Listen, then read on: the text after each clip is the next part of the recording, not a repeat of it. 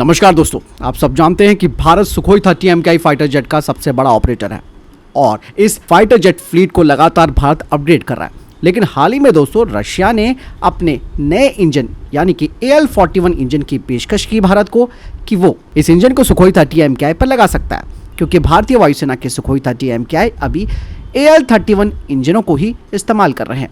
2024 की शुरुआत में ही दोस्तों कुछ मीडिया आउटलेट्स में ये बात सामने आई थी कि सुखोई 30 MKI अपग्रेडेशन के लिए भारत ने अपने पुराने AL-31 इंजन को ही सिलेक्ट किया है और रशिया ने, जैसे कि मैंने आपको अभी बताया, कि अपने आधुनिक यानी कि मॉडर्न AL-41 इंजन की पेशकश की। और ये जो नया AL-41 इंजन है वो AL-31 की तुलना में बेहतर thrust, power output, engine life, fuel efficiency के साथ इसकी एडवांस टेक्नोलॉजी है।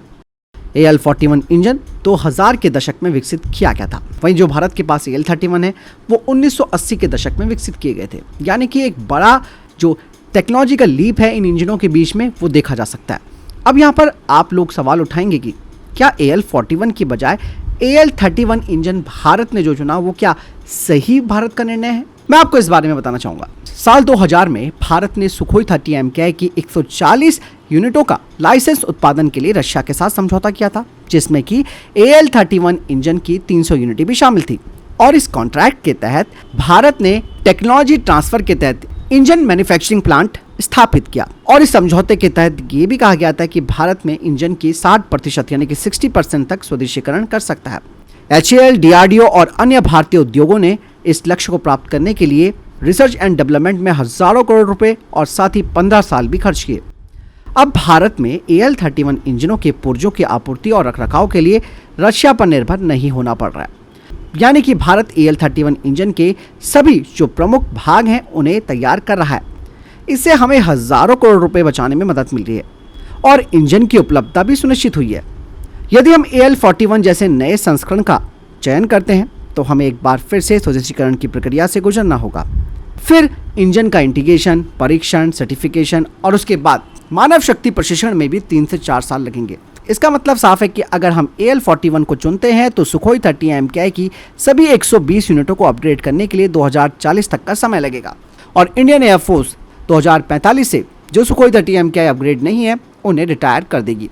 साथ ही दोस्तों HAL और इंडियन एयरफोर्स को AL-41 के लिए एक नया इकोसिस्टम स्थापित करने के लिए हजारों करोड़ों रुपए खर्च करने होंगे। कुल मिलाकर ये बात सामने आती है कि इस तरीके से अगर हम अपग्रेड करते तो इसमें लागत बहुत ज़्यादा आती और वापस भारत ने जब AL-31 का चयन किया तो हमें इन सभी प्रक्रियाओं से गुजरने की ज़रूरत नहीं है, क्योंकि ये ऑलरेडी टेस्टेड हैं, सर्टिफाइड हैं और प्रशिक्षण देने की भी ज़रूरत नहीं है। HAL के पास पहले से AL-31 के निर्माण के लिए पूरा इकोसिस्टम मौजूद है और इंडियन एयरफोर्स के पास भी इंजनों के रखरखाव के लिए भी इकोसिस्टम है। यहाँ पर दोस्तों मैं आपको बताना चाहूँगा कि भारत ने AL-41 की बजाय AL-31 के साथ ही अपने सुखोई 30 MKI को ऑपरेट करने का जो निर्णय लिया वो बहुत ही ज़बरदस्त माना जा सकता है, क्योंकि ऑब्वियस सी बात है, एक तो हमें स्वदेशीकरण का स्तर मिल रहा है, दूसरा आसानी से हम इंटीग्रेट कर सकते हैं और ऑलरेडी ये सर्टिफाइड है।